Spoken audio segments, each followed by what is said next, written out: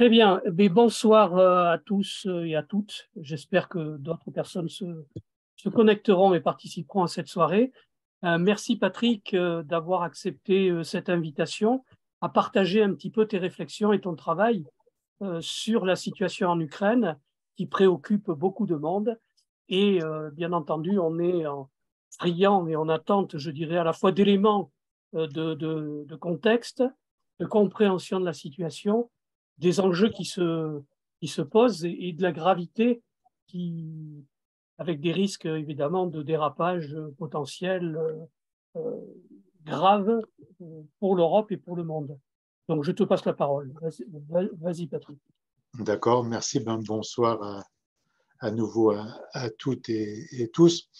Oui, c'est un vaste programme que tu énumères là, donc je vais tenter de me concentrer sur quelques questions. D'abord, on a dépassé maintenant les 1 an de cette terrible guerre dont il faut redire qu'elle a été déclenchée par Poutine contre le peuple ukrainien en violation du droit international, comme l'avait été d'ailleurs la guerre en Irak.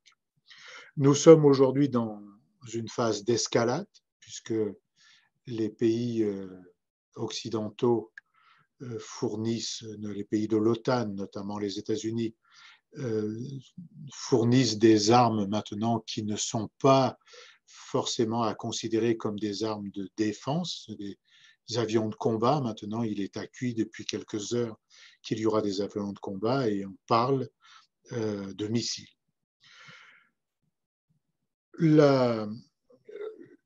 Poutine a sans doute déclenché cette guerre en pensant qu'il était en situation de force après le retrait des troupes américaines d'Afghanistan, après le fiasco de l'Irak. Et il a tenté de pousser un projet politique qu'il défend depuis très longtemps et que à la fois l'OTAN et surtout l'Union européenne ont contredit, qui est celui de la fabrication d'un grand pôle autour de la Russie qui serait un pôle eurasiatique considéré comme au milieu de deux espaces qui sont l'Union européenne et la Chine. En déclenchant la guerre, aujourd'hui, il n'a atteint aucun des objectifs qu'il avait proclamés, puisque il contrôle sans doute 16 à 18% du territoire ukrainien, mais pas plus. Il prétendait contenir l'OTAN, il a réussi à fédérer l'OTAN, les pays de l'OTAN n'ont jamais été aussi solidaires, et l'OTAN s'élargit au lieu de disparaître. L'Ukraine demande aujourd'hui à être intégrée à l'OTAN et elle est à 2 doigts d'y être et elle a déposé son dossier d'adhésion à l'Union européenne, ce que la Commission européenne a accepté. Dernier facteur, les États-Unis qui s'occupaient très peu de l'Union européenne et de l'Europe en général font un retour fracassant sur le territoire européen en utilisant surtout les pays d'Europe centrale et orientale avec une multitude de conséquences. Deuxième chose que je veux souligner, c'est que la guerre n'est pas mondiale, mais elle est mondialisée au sens où elle a des effets sur toutes les populations du monde entier. Chaque personne humaine dans le monde entier est aujourd'hui touchée par la guerre. Évidemment, le peuple ukrainien qui subit durement ce que les attaques russes quasi journellement dans les territoires de l'Est, mais pas seulement. Il y a régulièrement des bombardements sur des civils, sur des équipements indispensables à la vie des Ukrainiens autour de l'eau, de l'énergie. Donc, ce que fait la Russie au peuple ukrainien est abject, mais elle a une multitude de conséquences aujourd'hui avec notamment les spéculateurs qui sont derrière la guerre, qui profitent de la guerre et qui font monter des pénuries avec une augmentation de l'inflation, de l'augmentation des prix de l'énergie, l'augmentation des prix alimentaires, et avec de multiples conséquences qui méritent d'être approfondies. À cela, il faut ajouter, c'est dans l'actualité de ces derniers jours, les banques centrales, au nom du combat contre l'inflation, augmentent leur taux d'intérêt pour refroidir l'économie, les économies, mais le refroidissement des économies va conduire à vraisemblablement de nouvelles politiques d'austérité parce que le service de la dette des États va considérablement augmenter. Et ça touche notamment les pays européens, vraisemblablement les pays d'Amérique latine et les pays africains. Alors que les États-Unis se préservent avec le dollar. Et d'ailleurs, vous avez vu comment ils sont intervenus rapidement, en quelques heures, pour renflouer et protéger les dépositaires de la banque de la Silicon Valley ces dernières heures. Troisième remarque, je crois que le monde est en train de basculer en ce moment même dans une nouvelle ère, puisque la guerre devient un sujet de préoccupation premier des nations, y compris avec cette chose extrêmement inquiétante, la banalisation de l'arme nucléaire. On assiste à deux choses, une chose qui est le risque de prolifération qui est quasi engagé, notamment avec la Corée du Nord et l'Iran, et l'idée de l'utilisation de l'arme nucléaire, dont je ne dis pas qu'elle va se faire, mais elle est banalisée, elle a été banalisée par Poutine en premier, mais des pays lui ont répondu, notamment la France, par la voix de Jean-Yves Le Drian au début de la guerre, malheureusement, que nous en avions la possibilité de l'utiliser également. Et la course aux armements reprend de plus belle. Les usines d'armement tournent à plein, à tel point que le secrétaire général de l'OTAN parle d'économie de guerre. Économie de guerre, ça veut dire qu'il faut relancer toutes les usines d'armement qui existaient et il faut même transformer des industries civiles en industries d'armement pour fournir des armes qui manquent aujourd'hui, selon toutes les informations qu'on a, à l'Ukraine. Mais la Russie fait de même. Et les usines d'armement dans le complexe militaro-industriel russe fonctionnent également à plein. Et donc la course aux armements de la totalité des armements, les armements conventionnels, mais aussi les armements dans les avions de combat porteurs de missiles, les bateaux qui sont sur les mers sont aujourd'hui armés, sont armés de missiles, y compris de missiles nucléaires. Donc, on va avoir une double question, c'est-à-dire la remontée des taux d'intérêt qui vont conduire à augmenter le service de la dette, qui vont donner le prétexte aux États. C'est d'ailleurs lié à la réforme des retraites chez nous, la contre-réforme des retraites, va pousser à des politiques d'austérité, mais l'argent qu'il faut mettre dans l'augmentation des budgets militaires dans toute l'Union européenne, en Pologne notamment, en Allemagne et en France, où on va vers les 2,5, peut-être 3% des richesses produites qui seront consacrées à l'armement. Il faut savoir que la Pologne aujourd'hui est déjà à 5% des richesses nationales qui sont consacrées aux armements. Donc on est dans une phase où toutes les insécurités humaines, puisque c'est la deuxième partie de mon livre, sont aggravées, accentuées, les insécurités sociales, alimentaires, les insécurités sanitaires, environnementales, climatiques, hydriques même, sur l'ensemble maintenant de la planète, puisque même nous en France, nous y sommes confrontés, puisqu'on est obligé de prendre des dispositions d'ores et déjà pour vraisemblablement le début du printemps et surtout l'été. Ajoutons à cela que ces insécurités-là provoquent de nouvelles tensions entre les pays et entre les États parce qu'il y a la course à l'alimentaire, la course à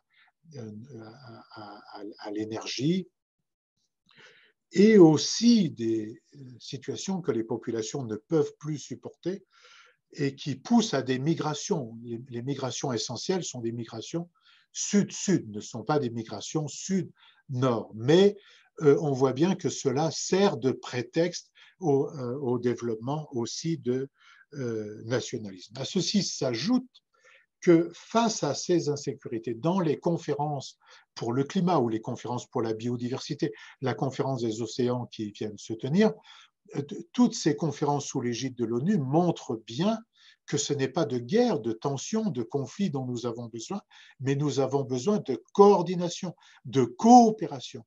Or, celles-ci sont entravées de coopération pour résoudre les problèmes communs de l'humanité, mais elles sont entravées par la guerre. Par exemple, quand la Russie sort du, du consortium qui est chargé de gérer les pôles, ça pose un problème lourd parce que ça veut dire qu'on ne va pas résoudre le problème, enfin on ne va pas s'attaquer plutôt à la grande question de la fonte des glaces dans l'Arctique. Les causes de la guerre sont, on voit bien dans nos pays occidentaux et particulièrement en France, sont l'objet d'une intense bataille politique, d'une intense bataille d'interprétation. Elles le sont aussi du côté russe. Il ne faut pas se tromper comme du côté ukrainien. Mais en gros, moi je crois qu'il ne faut pas sortir de trois causes essentielles.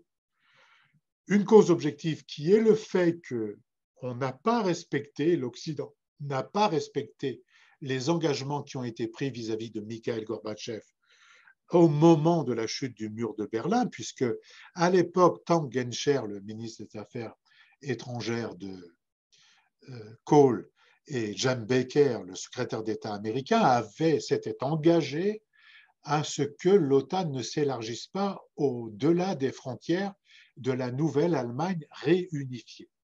Ceci n'a pas été tenu. Tous les pays d'Europe centrale et orientale sont rentrés dans l'OTAN avant d'entrer même dans l'Union européenne. Il ne restait plus que l'Ukraine à y faire entrer. L'Ukraine n'y était pas entrée parce que l'Allemagne et la France s'y opposaient, bien que dans un texte récent, assez ambigu, la France et l'Allemagne avaient ont souscrit à ce traité, mais ce traité laisse la porte ouverte. Elle est à la fois ouverte et fermée en quelque sorte. Donc, cette question de l'élargissement de l'OTAN est une vraie question, est une question objective que Helsinki avait combattue, que Mikhail Gorbatchev, en n'étant plus en responsabilité, a également combattu. Et Poutine, comme Lavrov, n'ont cessé de faire des propositions pour une architecture de sécurité commune. Il n'y a pas moins de 10 ans que de cela que Lavrov avait encore présenté un projet de sécurité commune. Ils ont même été jusqu'à proposer aux Américains de rentrer dans l'OTAN. C'est dire qu'ils ont manifesté quand même une certaine flexibilité de ce point de vue. Le fait qu'il n'y ait jamais eu cet accord, au moment même où Helsinki démantelait l'Union soviétique et surtout un certain nombre d'acquis sociaux de l'Union soviétique et de l'Ukraine, en y installant le capitalisme le plus débridé qu'ont accepté à la fois Helsinki puis Poutine. Poutine met en œuvre des politiques conformes à ce que demande le Fonds monétaire international, la Banque mondiale, comme ont fait tous les dirigeants ukrainiens. Mais cette insertion de la Russie et de l'Ukraine dans le capitalisme mondialisé le plus sauvage, le plus barbare, évidemment, a conduit à des protestations des peuples russes comme des peuples ukrainiens. À partir de ce moment-là, il fallait raconter une histoire aux Russes, ce qu'a fait Poutine, c'est-à-dire en modifiant peu à peu un régime qui est devenu de plus en plus autocratique, répressif, contre tout mouvement visant à se battre contre mondialisation capitaliste, en tout cas l'insertion de la Russie dans la mondialisation capitaliste, et en réduisant les libertés, le peu d'efforts qui avaient été faits pour d'ouverture par Gorbatchev et par Eltsine, c'est vrai, ont été réduits en néant par Poutine parce qu'il ne veut pas d'opposition. Il va même jusqu'à trafiquer les élections. On dit même qu'à l'une des élections à la Douma, le Parti communiste était majoritaire et le trafic des élections a fait que le Parti communiste russe n'a pas été majoritaire. Donc, à partir de ce moment-là, il a fédéré la nation russe sur un projet national qui mêle l'autocratie, la répression politique, la prégnance des services de sécurité dans l'État et du complexe militaro-industriel, un capitalisme d'État avec l'oligarchie, mais il n'était pas le seul à le faire, l'Ukraine a fait de même, et il a exacerbé les passions nationalistes, les passions identitaires et religieuses de la Russie pour une stratégie politique nationaliste pour fédérer la nation russe. En tout cas, la nation russe qui avait vécu l'Union soviétique et qui se plaignait du démantèlement de l'Union soviétique et de la perte d'un certain nombre d'acquis sociaux. Il n'y a pas d'acquis démocratiques ou en termes de liberté jusqu'à Gorbatchev. Donc, cette orientation de Poutine est une orientation qui l'a conduit peu à peu à fédérer la nation russe contre ce qu'il appelle l'Occident global, qui est dégénéré, comme il dit. Mais il veut en même temps se placer comme le chef de file de l'ensemble de Sud-Sud. Il n'en a pas les moyens politiques, parce que Poutine et la Russie sont des nains politiques et économiques à côté de la Chine et de l'Inde, par exemple, ou de l'Indonésie même. Mais en tout cas, la Chine et l'Inde. Donc, il a essayé de prendre la tête de ça. Il ne peut pas le faire. Mais par contre, il peut faire en sorte que ces pays-là du Sud global se reconnaissent dans un projet de rejet de cet Occident global. Cet Occident qui a attaqué l'Irak sans raison, qui se trouvait en Afghanistan, qui est même venu frapper en Serbie. Et donc, il s'est placé dans ce sillage-là. La troisième raison fondamentale pour moi, c'est les mutations du capitalisme mondialisé, dans lequel il faut intégrer la Russie et l'Ukraine, évidemment. Mais la domination capitaliste occidentale, elle perd du terrain au profit justement de ce sud global, du sud-sud global, et ça modifie un certain nombre de choses. Pendant la pandémie, on a déjà remarqué cette mutation du capitalisme occidental, notamment du capitalisme nord-américain, qui est dominant dans l'armement, dominant dans le numérique, dans la pharmacie, dans le transport maritime, dans toute une série de secteurs. Mais leur problème, c'est que d'ici 2030, l'ensemble de ces pays, par exemple les pays du G7, ne seront que pour 20% dans la production des richesses mondiales. Tandis que les pays qu'on dit du BRICS, qui réunissent Brésil, Russie, Chine, Afrique du Sud, Indonésie, Inde, ces pays-là vont faire plus de 50% des richesses produites et ils auront la majorité de la population. Et donc, dans le débat géopolitique, géoéconomique qui est à l'échelle de la planète aujourd'hui, il y a la question de la prédominance du capitalisme nord-américain. Je ne dis pas que dans le Sud-Sud, c'est un autre système que le capitalisme. Mais ce Sud-Sud n'accepte plus la prééminence du dollar sur l'économie mondiale. Il n'accepte pas l'arme de l'OTAN, qui est une arme de domination militaire et de fait d'une domination politique, et aussi l'extraterritorialité du droit américain sur l'ensemble de la planète. Et donc, ces pays-là se trouvent dans les votes qui n'acceptent pas la domination américaine, mais qui n'approuvent pas forcément l'intervention russe. Ils s'abstiennent donc à l'Assemblée générale des Nations unies. Quand on regarde la carte, ce sont d'ailleurs ces mêmes pays à qui on refusait les brevets pour les vaccins pendant la pandémie. Autre donnée, c'est le peu de considération qui est fait par cet Occident par l'Union européenne. Madame von der Leyen joue un rôle très négatif. Elle vient de se rendre aux États-Unis et de mettre encore plus l'Union européenne derrière les États-Unis, sans accord du Conseil européen, sans accord du Parlement européen, sans même de débat au Parlement européen. Elle joue un rôle très négatif. Les Américains n'ont pas de considération pour la proposition de Lula de créer un groupe de contact visant à discuter avec la Russie et l'Ukraine pour trouver un chemin vers un cessez-le-feu. Et troisièmement, il y a sur la table une initiative chinoise, un plan de paix en 12 points qui est extrêmement important, mais que les Américains ont un peu rabroué, comme vous l'avez vu, sur Blinken, le secrétaire d'État à la Défense également, et Biden lui-même qui ne prend pas en considération ce plan sous le couvert que la Chine ne serait pas crédible pour proposer un plan de paix.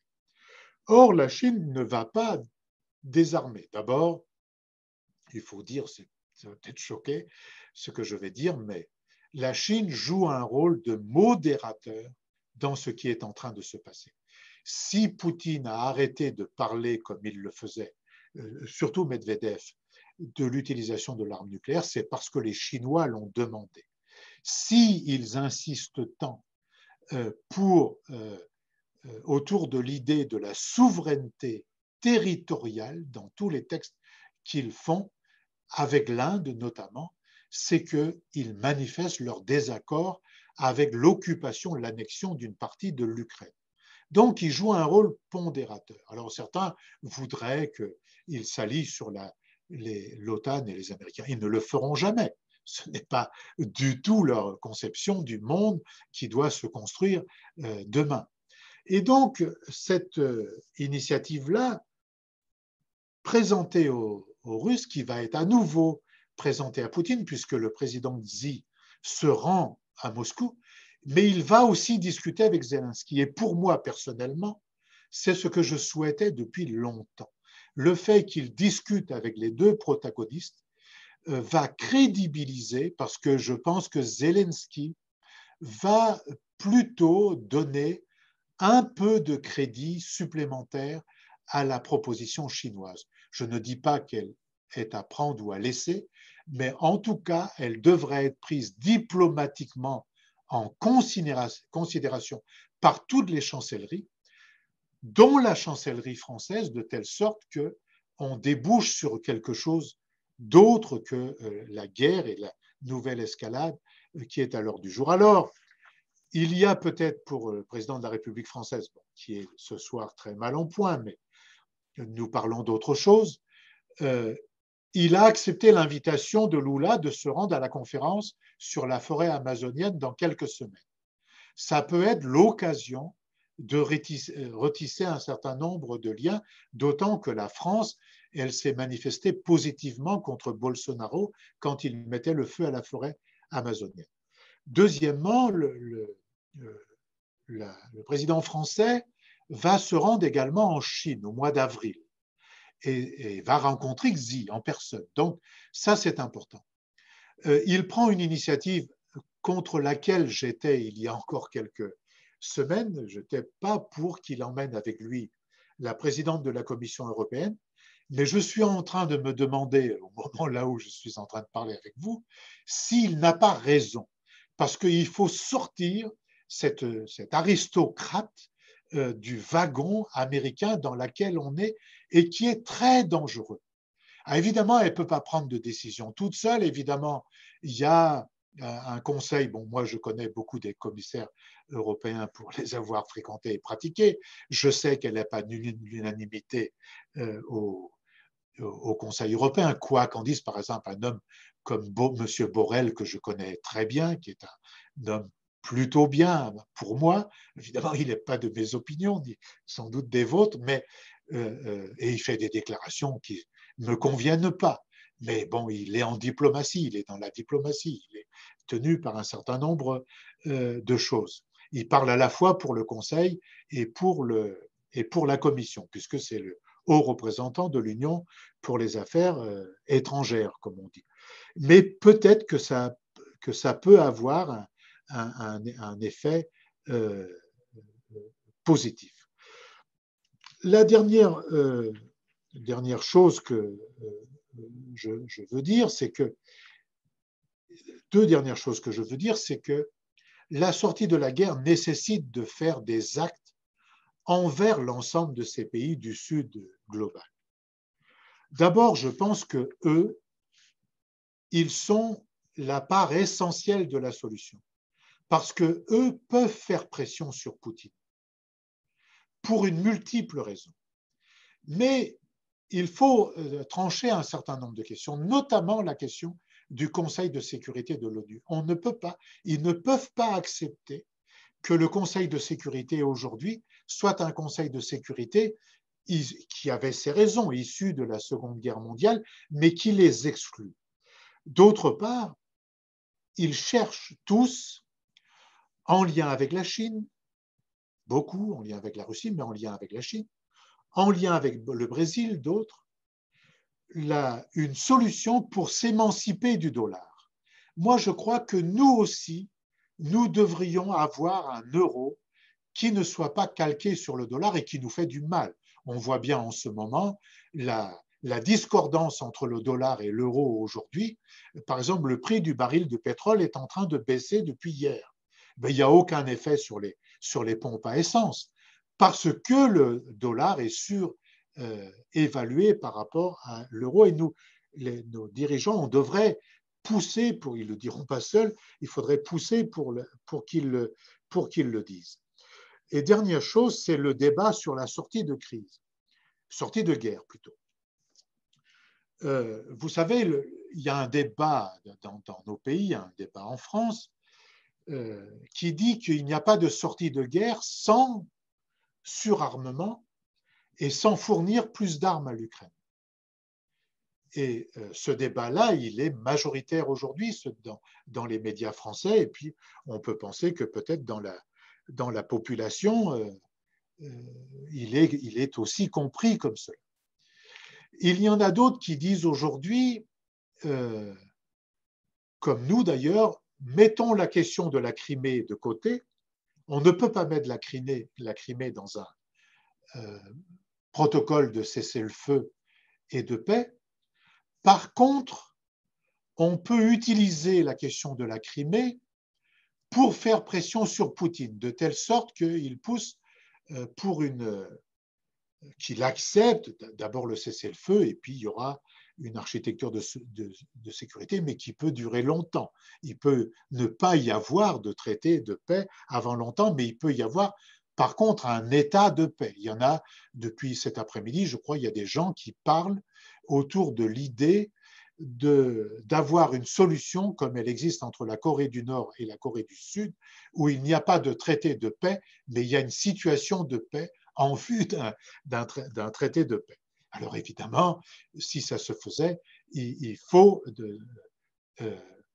absolument discuter de la question de la baisse de la tension, notamment en matière d'armement. Il faudrait même signer de nouveaux traités de désarmement et arrêter, parce qu'il se passe des choses complexes en ce moment. L'Iran, par exemple, vous avez vu, la Chine a fait obtenir un accord Iran-Arabie saoudite. Évidemment, Israël prend ça très mal. Et donc, l'Iran sans doute fabrique l'arme nucléaire. Bon, je ne veux pas être affirmatif à 100%, mais je pense que oui, puisque depuis que le traité est tombé, vraisemblablement. Donc, que se passe-t-il? De deux choses l'une, soit que Israël se dote également de la bombe atomique, soit que les Américains et Israël empêchent l'Iran d'accéder à la bombe atomique. Comment le font-ils? Ils vont bombarder les centres de fabrication nucléaire. Donc, la situation est très dangereuse. De même, autour de la Russie, il y a des situations très dangereuses dans tout le Caucase. Azerbaïdjan, Arménie, Moldavie, Géorgie, on a vu la semaine dernière les mouvements qui ont eu lieu. Donc, il faut donc, dans cette affaire, que toutes les chancelleries, l'Union européenne et la France auraient un rôle à jouer, même en étant dans l'OTAN. Ça la rend peu crédible aux yeux de Poutine parce qu'elle est dans l'OTAN. Mais si elle s'affirmait aux côtés de Lula, à côté de la Chine, tout en ayant sa propre parole, en multipliant une série d'initiatives diplomatiques dans le Grand Sud, il y a peut-être quelque chose qui nous permettrait d'éviter le pire. Parce que ce à quoi on assiste aujourd'hui, j'ai dit tout à l'heure que ce n'était pas une guerre mondiale, mais une guerre mondialisée. Par contre, il y a une mondialisation de la guerre à cause de la multitude des foyers qui sont en train de se développer et donc qui mettent en cause toutes les sécurités humaines qui existent, mais que je ne vais pas développer parce que je crois que j'ai été trop long déjà. Merci de votre attention. Personnellement, je ne trouve pas que tu as été trop long et je te remercie beaucoup pour tous les éléments de réflexion que tu nous as donnés. Alors, ça ne me rassure pas, je dirais que... Mais par contre, ça justifie, je crois, de réengager au moins des interventions sur ces questions-là. Donc, Jean-Claude ou Alex, vous souhaitez réagir? Alors, rapidement, hein, Dominique, voilà. Bon, vas-y, Jean-Claude, oui. Voilà. Moi, j'ai été très intéressé par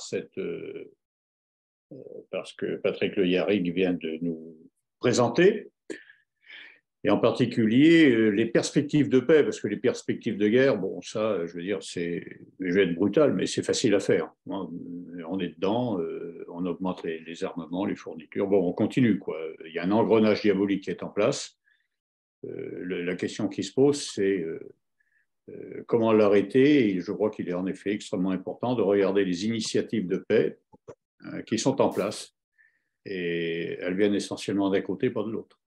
C'est-à-dire en particulier de la Chine. Je crois que la Chine, en effet, à travers en particulier les routes de la soie, et dont on voit que la plupart aboutissent dans les pays de l'ancienne Europe de l'Est et en Allemagne, a tout à fait intérêt à ce que la paix en Ukraine, cette zone soit stabilisée. Donc il y a ici un pays qui est objectivement, comme on l'on dit, intéressé par la paix dans toute cette zone et pas par la guerre. Réciproquement, on peut bien évidemment se poser la question de l'intérêt des États-Unis à la paix. Ça, on peut aussi se poser la question. Voilà, je crois qu'il y en a certains qui ont intérêt à ce que la guerre ait lieu, perdure, et d'autres ont intérêt à ce que la paix ait lieu et qu'elle s'installe. Je crains que ce ne soit là une divergence extrêmement profonde entre les anciens pays, les pays qui représentent, je dirais, le bloc occidental, grosso modo, et les pays du Sud, comme le disait Patrick Le Yarrick, les pays du Sud et même du Sud-Est asiatique. Je crois que la Chine a profondément intérêt à la paix. Mais j'ai peut-être tort, peut-être que je me plante. Voilà. Moi, j'ai trouvé ça extrêmement intéressant. Merci. Alex?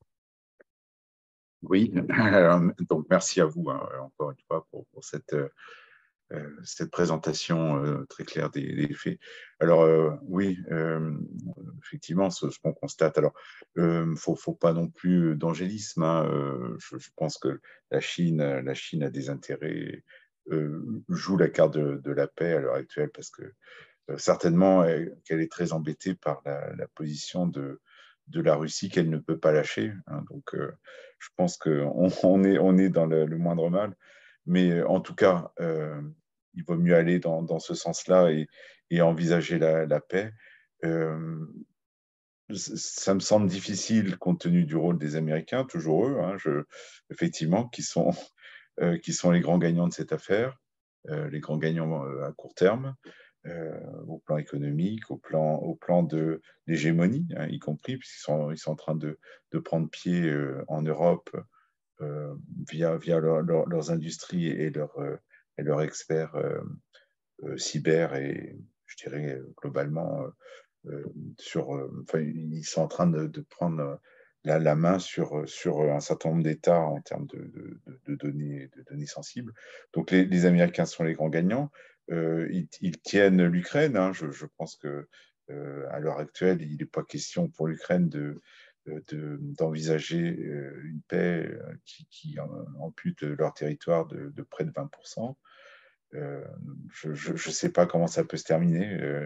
Oui, écoutons les Chinois, parce qu'à l'heure actuelle, et les non-alignés, parce qu'à l'heure actuelle, c'est certainement eux les seuls qui ont une proposition à faire.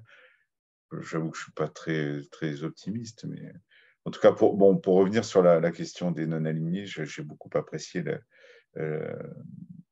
l'explication de Patrick sur la contestation de cet ordre mondial par une troisième voie, enfin une troisième voie qui serait ni les Américains ni la Chine russe, mais qui serait une troisième voie des non-alignés, qui conteste cette prédominance des États-Unis, de l'ordre mondial tel qu'il a été établi, avec toujours cette bonne conscience que veut se donner l'Occident vis-à-vis de la marche du monde. Donc oui, voilà, désolé, hein, ça n'a pas la profondeur, la hauteur des réflexions précédentes, mais c'est un peu ma réaction à chaud, quoi, du café du commerce, quoi.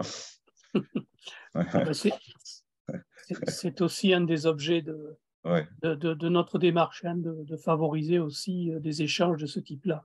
Si tu le permets, Patrick, moi, merci hein, pour vos réactions là, à chaud.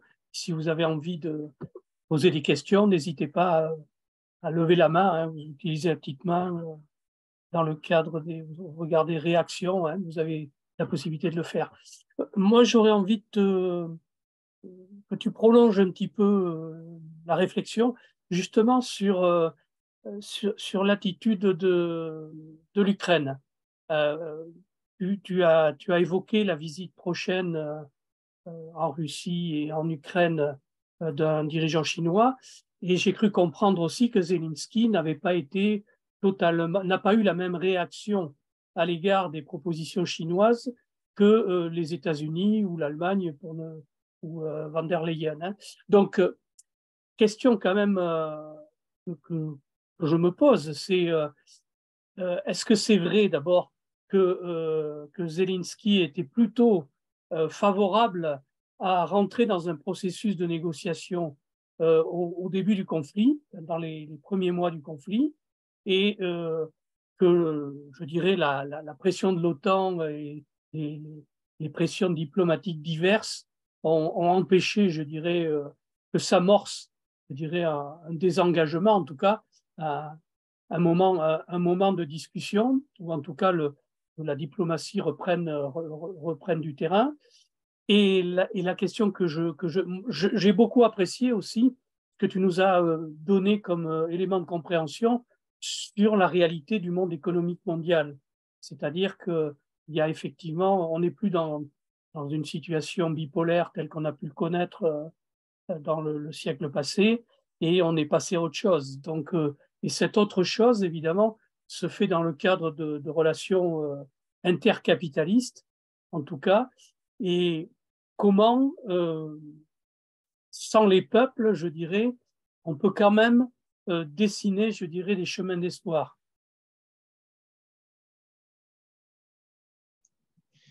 Oui. Sur des remarques qui ont été faites tout à l'heure, Par exemple, la question, est-ce que les États-Unis ont intérêt à la paix? Je ne crois pas que dans la phase actuelle, ils aient intérêt à la paix, mais d'un autre côté, ils n'ont pas intérêt non plus à ce que ça aille trop loin. Par exemple, vous avez vu que maintenant, à 2 reprises, une fois quand un missile est tombé en Pologne, Biden a été le premier pour calmer le jeu contre Zelensky d'ailleurs, et contre le gouvernement polonais. Et il y a 2 jours de cela, quand un avion russe a aspergé d'essence un drone américain qui surveillait la Crimée en vérité, parce que le drone américain dans la mer Noire, il faisait que... Quand on parle de drone, c'est pas les petits drones qu'on voit ici, c'est des avions qui sont pilotés directement du Pentagone ou parfois de Pologne, mais souvent du Pentagone. Les Américains ont calmé le jeu. Ils n'ont pas monté en gamme. Donc, c'est ça qui me fait dire qu'ils ne veulent pas aller trop loin. Parce que eux, leur objectif, c'est quoi leur objectif fondamental aux Américains? Les Américains, ils veulent que l'Union européenne, qui ait une défense européenne, intégrée à l'OTAN, pas une défense autonome comme disent certains, une défense qui soit le pilier de l'OTAN, qui surveille la frontière russe en permanence, qui soit aux limites de la frontière russe. Ils vont même plus loin, je pense que les Américains n'ont pas confiance dans les Allemands et les Français, ni les Italiens, ils n'ont pas confiance aux pays fondateurs du marché commun européen, de l'Union européenne. Et ils sont en train de construire un bloc des pays de l'Europe orientale et centrale. Par exemple, il y a quelque chose dont on n'a pas parlé pendant le voyage de Biden à Kiev, puis à Varsovie, c'est la réunion qui a eu lieu à Varsovie, une réunion qu'on appelle le B19, la réunion des pays du B19. B19 veut dire Bulgarie et 19 pays d'Europe orientale et centrale. Il a fait cette réunion sans le président du Conseil européen, sans la présidente de la Commission européenne, comme quoi elle peut se mettre dans ses fourgons tant qu'elle veut, sans prévenir le chancelier allemand ni le président français. Quel est l'objectif? À terme, il s'agit pour les Américains de faire de ces pays-là une sorte de OTAN orientale, c'est-à-dire d'intégrer directement ces pays en dehors de la communauté européenne telle que nous la connaissons, des institutions européennes. Ils veulent donner comme mandat à ces pays-là, dont la Pologne serait le chef de file, cette mission-là. Elle est le chef de file et très anti-russe. Et donc cette mission-là, qui est très dangereuse. Et d'ailleurs, cette chose se concrétise physiquement sur le terrain, puisque on a détruit les gazoducs. Mais les gazoducs, ce ne sont pas les Russes qui les ont détruits. Les gazoducs ont été détruits non pas par la volonté des Russes, mais ont été détruits pour rendre les Allemands notamment dépendants de l'énergie américaine, du pétrole, du gaz américain. Et pourquoi cette dépendance? Parce que les Américains veulent pilonner l'industrie allemande, notamment l'industrie automobile allemande et française aussi. Et donc, il existe déjà, après la destruction du gazoduc, les 2 gazoducs, Nord Stream, il existe la fabrication d'un gazoduc dit des 3 mers qui va de la Baltique à l'Adriatique et qui passe au milieu de ces pays de l'Europe centrale et orientale. C'est-à-dire, c'est une nouvelle frontière qui est en train de se construire. Et donc, il y a déjà des contradictions au sein de l'Union européenne qui essayent de faire bonne mine, mais tout le monde sait qu'il y a beaucoup de problèmes.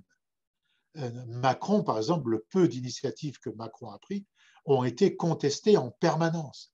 Quand il a dit qu'il ne fallait pas humilier Poutine, il a été très contesté jusque dans le sein du Conseil européen. Donc, il y a cette mission-là. Pourquoi? Parce que les Américains, ils veulent s'occuper des Chinois en direct. Et la question de Taïwan n'est pas la question de savoir si Taïwan appartient à la Chine ou pas. Il y a du droit international. La France, depuis De Gaulle, a reconnu Taïwan comme étant partie intégrante de la Chine. Et les Chinois ont toujours dit il y a un seul pays, deux systèmes politiques. Mais quelle est la question à Taïwan? La question à Taïwan, c'est comme une part de la question de l'Ukraine, c'est que Taïwan contient 60% des composants de l'industrie nouvelle. Donc la question est de savoir qui mettra la main là-dessus. Sur l'évangélisme vis-à-vis de la Chine, évidemment, il faut faire attention. Moi, j'en parle, je n'en parle que d'un point de vue de la diplomatie, d'un point de vue des initiatives qu'elle peut prendre. Mais je sais que la Chine s'arme considérablement. L'armée de terre, elle s'arme dans les airs, elle s'arme surtout sur la mer. Et pourquoi le fait-elle? Et on en a eu une réponse cette semaine quand il y a eu la réunion des pays de l'AUKUS. Vous avez vu cette affaire quand l'Australie a déchiré le contrat des sous-marins français pour acheter des sous-marins nucléaires américains. Parce que l'Indo-Pacifique devient un enjeu considérable du fait de Taïwan, devient un enjeu aujourd'hui considérable pour les deux parties, Nouvelle-Zélande, Australie et Américains. Et la Nouvelle-Zélande et l'Australie ont changé de stratégie, ont changé d'orientation et ont une orientation maintenant d'alignement sur les États-Unis. Face à ça, la Chine s'arme considérablement et la situation dans la région, dans l'Indo-Pacifique, devient très dangereuse. Il peut y avoir un matin un accident. Mais elle ne veut pas la guerre. Elle ne veut surtout pas d'une guerre mondiale. Pourquoi?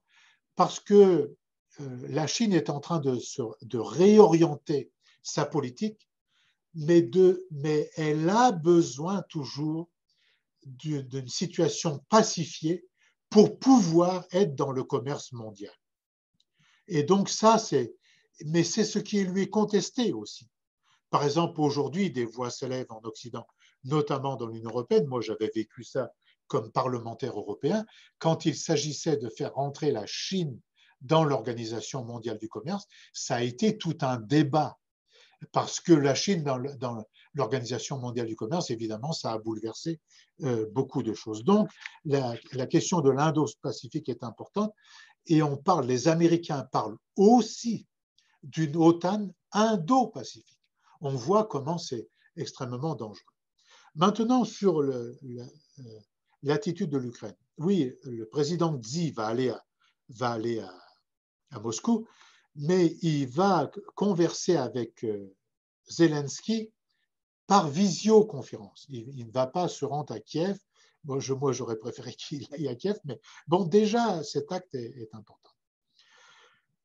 Qu'a pensé Zelensky et que pense Zelensky? Moi, je pense que depuis le premier jour, il est très ambigu. Il n'a pas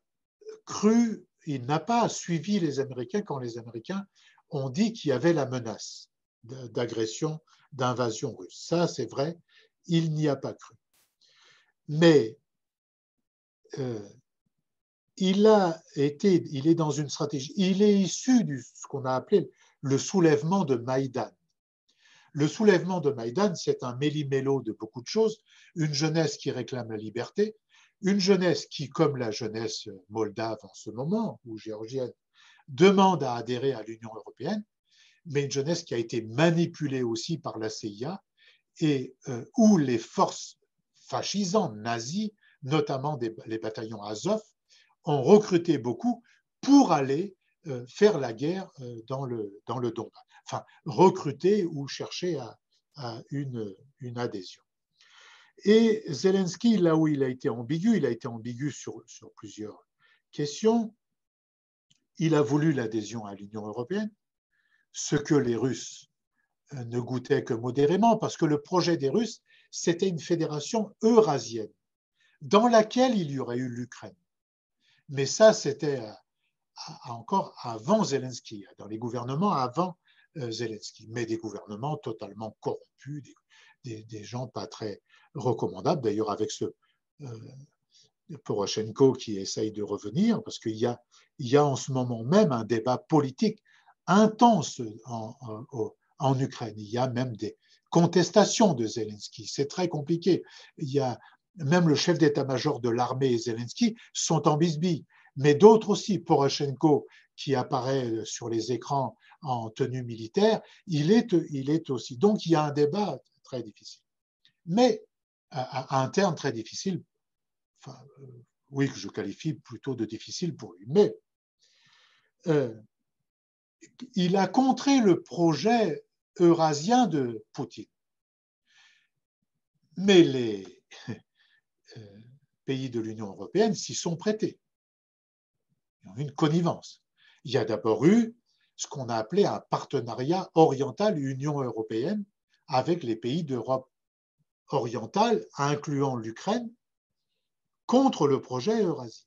Il y a eu ensuite un accord d'association Union européenne-Ukraine. Et ensuite, la demande d'adhésion qui peut prendre beaucoup de temps. Deuxièmement, il y a eu quelque chose qui est très peu connu sur le marché de l'électricité, qu'il faut quand même prendre en compte. On parle beaucoup de la centrale de Zaporijjia, etc. Mais pourquoi est-ce ainsi à la centrale de Zaporijjia? Parce que en 1994, il y a un accord, ce qu'on appelle le mémorandum de Budapest. Dans ce mémorandum de Budapest, que se passe-t-il? Les Russes reconnaissent l'intégrité territoriale de l'Ukraine et la souveraineté de l'Ukraine. Très important. Et en échange, les Ukrainiens sortent tous les armements nucléaires de l'Union soviétique, de l'ancienne Union soviétique, pour les rapatrier vers la Russie, qui sont stockés actuellement en Sibérie. Mais dans le mémorandum de Budapest, il y a quelque chose dont personne ne parle, c'est que les Russes, ils ont demandé à contrôler les 15 centrales nucléaires ukrainiennes pour la raison qu'ils ne voulaient pas que les Ukrainiens, à partir de leurs centrales, fabriquent de nouvelles armes atomiques. Mais, et s'ensuivait un accord de coopération et de branchement du circuit électrique des centrales ukrainiennes sur la Russie.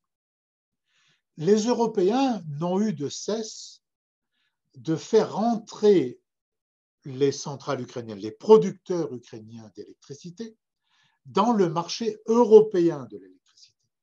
Ce qui s'est fait peu à peu, jusqu'au point, qui est une question compliquée, l'électricité, parce que, par exemple, la Russie, par exemple, il n'y a pas de sanctions aujourd'hui sur les questions d'électricité de la Russie, notamment de la fabrique de pièces et d'outils nucléaires. Il y a même un accord de coopération entre l'ancienne Areva EDF et la Russie, toujours sur la fourniture de matériel pour les centrales nucléaires, notamment les mini-centrales. Il y a un accord extrêmement important de ce point de vue. Et donc, il n'y a pas de sanctions là-dessus. Personne ne parle de ça. Parce que cet enjeu-là, on ne parle que du pétrole, mais il est d'une extrême importance. Parce que les Russes ont déclenché la guerre contre les Ukrainiens, sont rentrés en Ukraine et ont bombardé l'Ukraine à 5h30. Mais à 2h40, ce matin-là, les Ukrainiens et les Européens étaient en train de brancher leur système électrique, donc en se détournant de la Russie, ce qui n'était pas fait d'ailleurs pour rassurer les Russes et la parole des Ukrainiens. Prenons une autre question, celle de l'agriculture. Aujourd'hui, chacun comprend bien que si l'Ukraine rentre dans l'Europe, dans l'Union européenne telle qu'elle existe, bon, d'une part, on va avoir de nouvelles pressions sur les droits sociaux des travailleurs, mais les paysans, les céréaliers de la Beauce, ils ont du mouron à se faire.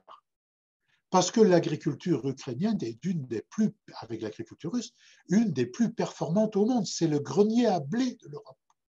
Donc, ils vont produire à des conditions telles, sur des grandes surfaces privatisées, les anciennes fermes d'État et les anciennes coopératives agricoles qui ont été privatisées, mais qui produisent à des prix défiant toute concurrence. Ils vont écraser notre agriculture. Et la nouveauté, depuis quelques semaines, c'est que le gouvernement et le Parlement ukrainien sont en train de discuter de la possibilité pour des investisseurs étrangers d'acheter des terres en Ukraine. Et donc, jusque-là, c'était interdit. Il y a eu la privatisation, mais à des Ukrainiens. Les étrangers qui ont acheté ne l'ont acheté que par des intermédiaires ukrainiens qui ont fait des filiales un peu bizarroïdes. Mais chacun comprend bien que les investisseurs, les multinationales européennes et américaines qui vont se battre pour acheter ces terres-là vont totalement modifier le marché mondial des céréales. Et donc, on dit que Poutine se sert des céréales comme d'une arme. C'est vrai. Mais d'autres, via la privatisation, veulent nourrir le monde à partir de leur société privée. Et donc, sur la stratégie réelle de Zelensky, je pense qu'elle est souvent fluctuante. Il s'est souvent allié à des gens très peu recommandables. On a vu que la corruption, elle se poursuit.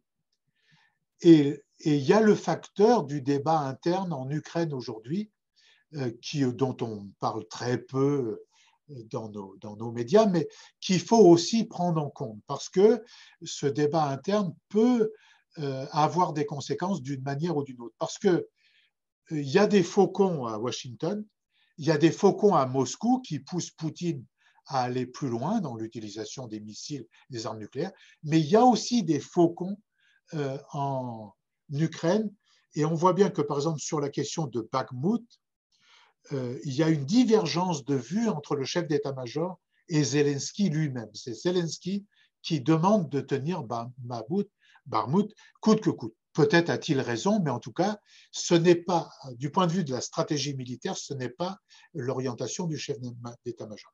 Donc, il y a une tension de toutes parts. Et en Russie, il y a des tensions aussi entre le chef d'état-major et Poutine.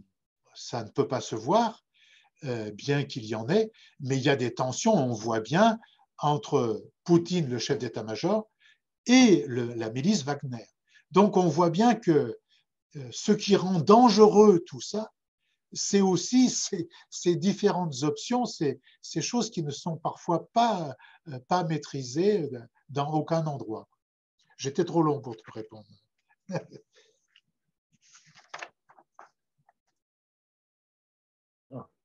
Pas du tout, enfin, pas du tout, je pense qu'il y a intéressant, mais alors c'est d'une complexité assez importante, et c'est vrai qu'on a le sentiment un petit peu, on se pose des questions sur les leviers qui peuvent nous permettre évidemment d'agir sur cette situation et de continuer à ouvrir des perspectives de paix, ou en tout cas, dans un premier temps, d'arrêt du conflit.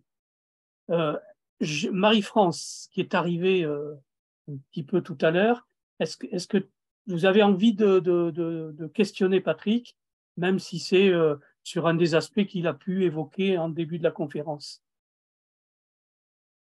Ou d'autres personnes, hein, Jean-Claude, Alex, n'hésitez pas. Hein. Bon. Non, enfin, moi, je veux bien parler. Allez, vas-y, Alex. C'est vraiment passionnant d'écouter Patrick, hein, mais on voit que c'est effectivement une histoire avec de multiples tiroirs. Enfin, ça semble inextricable. Je ne sais pas où est l'issue. Je ne sais pas si on peut l'envisager à l'heure actuelle. parce que les possibles sont infinis, sont multiples, quoi. Alors, les acteurs, on le voit, ont des intérêts très divergents, hein, que ce soit alors l'Union européenne occidentale, l'Union européenne orientale, les États-Unis, les non-alignés, la Chine, la Russie elle-même, qui s'est mis dans un pétrin dont elle ne sait plus se tirer. Enfin, oui, tu le disais, Dominique, c'est d'une complexité extrême, quoi. Et on a besoin de gens comme Patrick qui prennent un peu de hauteur pour tenter de nous expliquer tout ça. Et moi, j'ai écouté avec grand intérêt cette explication, ou en tout cas cette tentative d'explication du sabotage du pipeline Nord Stream 2. Je me doutais que ça devait venir du côté américain. Moi, je pensais plutôt aux Anglais pour la basse besogne, mais je ne savais pas quel était vraiment l'intérêt. Effectivement, cet intérêt de couper l'Europe en deux et de confier une partie du travail à l'Europe orientale, ça me donne vraiment une explication, enfin en tout cas qui me parle, quoi. Ouais. Voilà, Merci, Alex. Juste une question, Patrick. On a aussi le sentiment, bon, il y a les industries de guerre qui effectivement profitent à plein, je dirais, de la période et de la situation. Il y a tout ce que tu as évoqué sur l'énergie, sur l'alimentaire. Et j'ai envie peut-être que tu nous donnes quelques éléments de compréhension sur ce que j'appellerais les enjeux de la reconstruction. Alors peut-être qu'ils n'ont pas assez détruit de choses encore pour pouvoir peser sur le débat. Ils le font déjà, parce que je crois que l'avenir des Anglais dans le débat n'est plus dans l'Union européenne. L'accentuation de l'intervention allemande me laisse pressentir quand même qu'on prépare aussi d'une certaine manière l'après-guerre et donc ces immenses chantiers, puisqu'on a beaucoup détruit en Ukraine et donc évidemment on sait très bien qu'après avoir détruit, il faut reconstruire. C'est ce qui s'est passé aussi en Irak et malheureusement dans beaucoup d'autres zones du monde. Oui.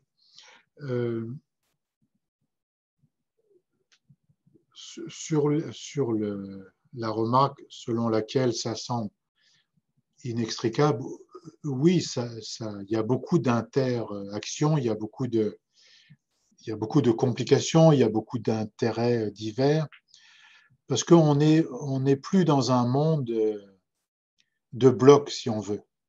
Ce n'est pas une guerre ce n'est pas la guerre froide, contrairement à ce que disent certains. Ce n'est pas une guerre entre deux options politiques diamétralement opposées.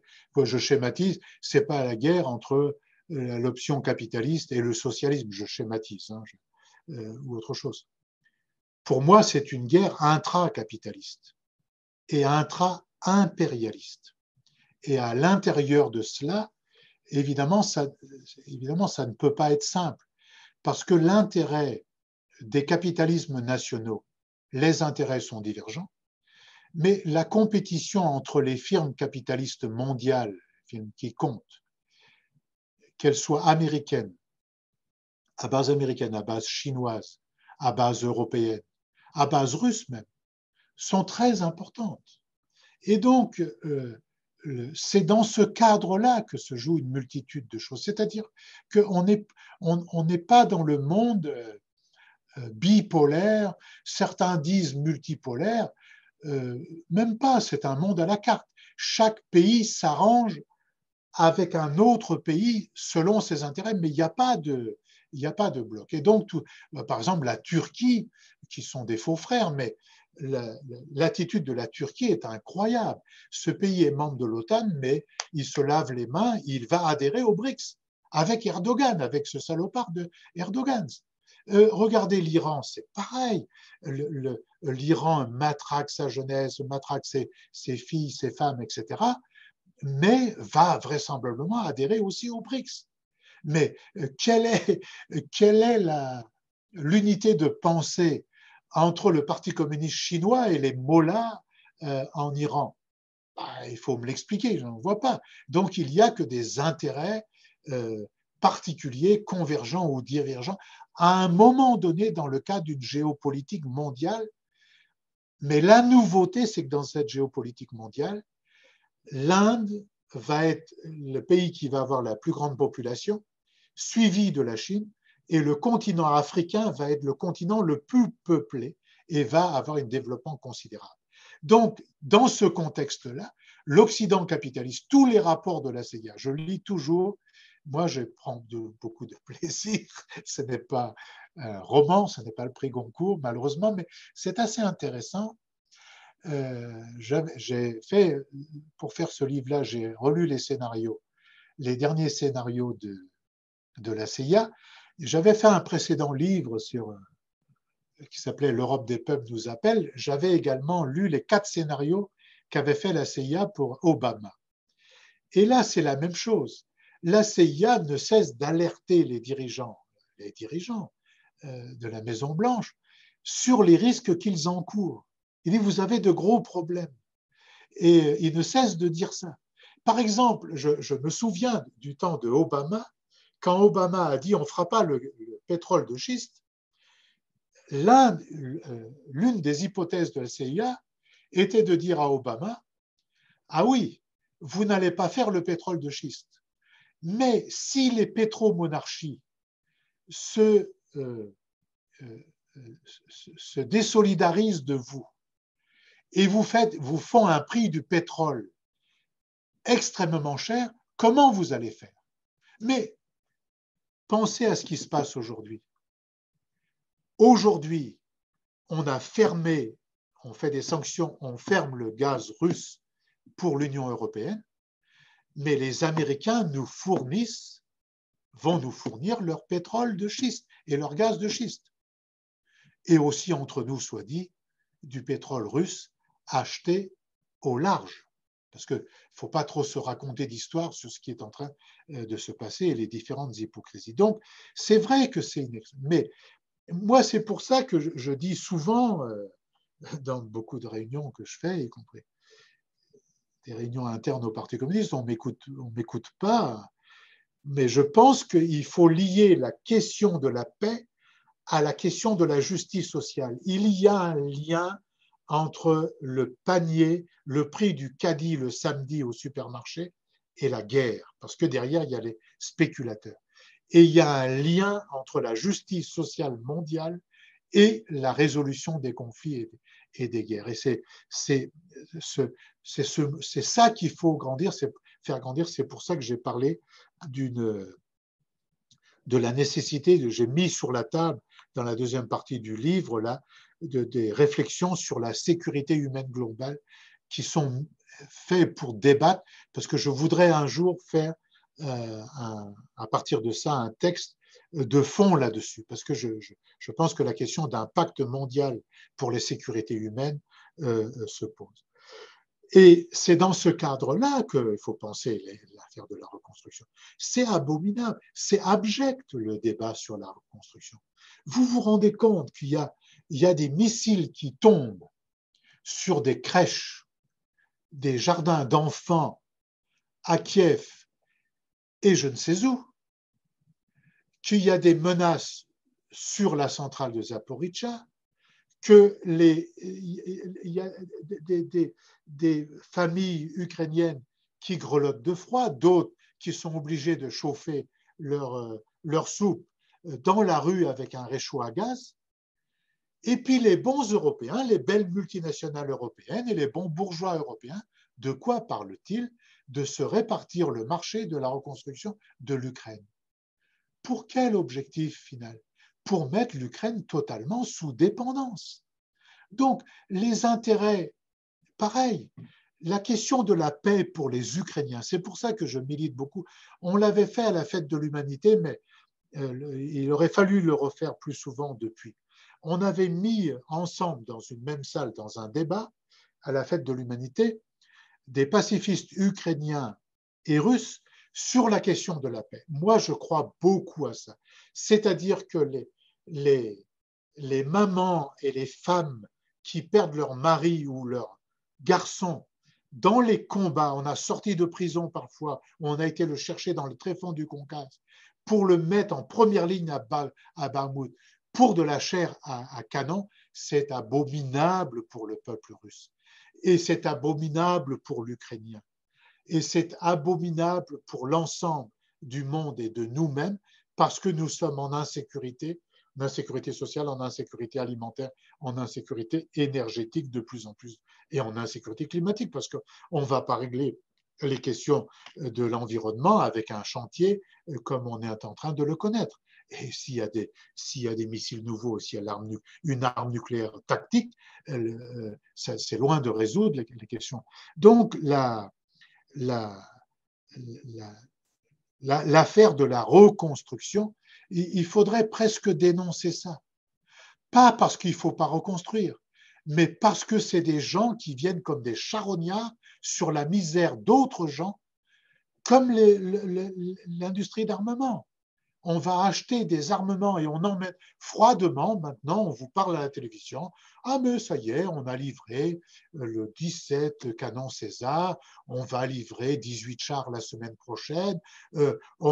Ça y est, on va livrer le MiG-29, le vieux MiG-29 polonais, on est en train de le livrer aux Ukrainiens. Et puis peut-être on verra s'ils auront des F-16 après-demain. Et pendant ce temps-là, les chefs d'État et de gouvernement vont visiter leur industrie d'armement en disant bravo aux ouvriers qui fabriquent ces armes. Mais c'est abominable ce qui est en train de se passer. Et donc, le mouvement pour la paix mondiale qu'il faudrait réussir à développer, on a fait des choses le 24 et le 25 février, c'était bien, mais ça, il faudrait le développer à mon sens et en y adjoignant la question de l'humanité, la question sociale, la question des sécurités, je pense. Je me passionne un peu trop.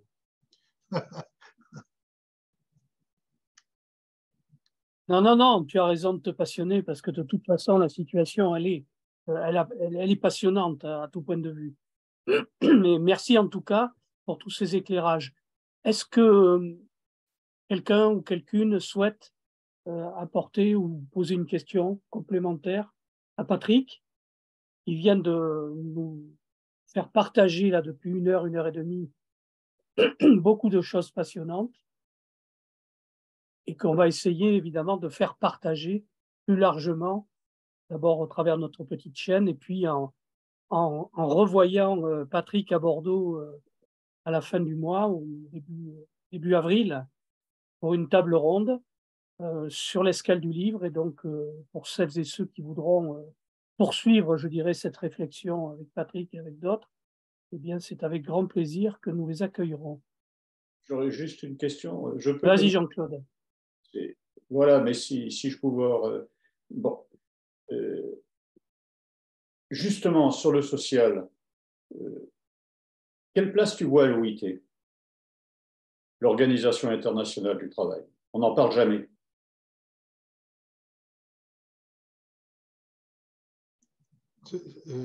C'est vrai.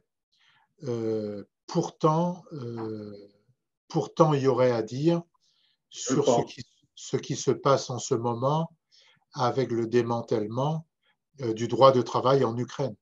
Parce que vous savez que pour rentrer dans l'Union européenne, il faut répondre à ce qu'on appelle 40 chapitres. Et dans ces chapitres, il y a des chapitres économiques et il y a les questions sociales. Et dans les questions sociales, il y a l'alignement du droit social ukrainien sur le droit social européen, qui est plus faible que le droit, qui reste plus faible que le droit social ukrainien. Donc, il y aurait de ce point de vue à dire et à faire et à interpeller si on le pouvait. Et il y a aussi la question de l'Organisation des Nations Unies sur une série de questions. L'Organisation des Nations Unies fait son boulot du point de vue de la solidarité avec les enfants, les femmes, les réfugiés ukrainiens, mais moi je considère que le secrétaire général des Nations Unies devrait faire beaucoup plus il devrait être beaucoup plus engagé pour la paix, c'est-à-dire se saisir de l'initiative chinoise, se saisir de l'initiative brésilienne, mais lui-même faire des initiatives propres. je pense. Mais l'OIT, tu as raison. Merci. Bien, écoute, Patrick, peut-être, si tu le souhaites, quelques derniers mots avant qu'on se sépare. En tout cas, moi déjà, je suis très, très content de t'avoir invité et j'ai beaucoup apprécié tout ce que nous as fait partager. Non, non, juste pour vous remercier. Ah non, c'est nous qui te remercions. Peace. Encore. Merci. Et Dominique, tu mettras la vidéo en ligne? Oui, tout à fait. Super, merci. Oui, parce que c'est tellement riche qu'il faut réécouter. Oui. Il faudra le réécouter, oui, parce qu'il y a plein d'angles et plein d'éléments et d'approches qui sont tout à fait passionnantes. Merci beaucoup. Merci à vous pour votre présence, parce que j'ai eu peur à un petit moment donné. C'est pas parce qu'on fait des visios qu'il faut pas être présent, parce que ça aussi, c'est une bonne manière d'élargir, mais il faut pas rétrécir le moment où justement on est en dialogue avec l'invité. En tout cas, merci Patrick. C'est un jour particulier. Oui, tout à fait. Mais bon, c'est quelque chose qui se développe et ça fait partie des nouveaux moyens qu'on a et je pense qu'il faut les utiliser beaucoup plus qu'on ne le fait. Même si, bon, il n'y a rien de mieux que t'inviter à Bordeaux et de parler en direct avec toi. C'est vrai. D'accord. Écoute, est-ce que tu souhaites rajouter 2 ou 3 mots? Sinon, peut-être pour rappeler, Patrick, que ton livre, même s'il apparaît comme épuisé sur le site des éditions de l'Humanité, va être réactivé ou va être réédité et que donc il sera à nouveau disponible rapidement. Hein. Oui. Puis dans les librairies, vous le demandez. Tout à fait. Tout à fait. Merci Patrick, merci à celles et ceux qui ont participé ce soir et à très bientôt pour d'autres aventures, notamment la semaine prochaine avec une militante de la CGT qui nous fera partager un petit peu ses expériences à la fois personnelles, sociales, professionnelles et politiques, parce qu'elle a vécu une expérience originale à l'occasion des législatives sur le département. Voilà, merci Patrick, à très bientôt et merci à vous et je vous souhaite une bonne fin de soirée. Bon appétit. Allez, au revoir, à bientôt.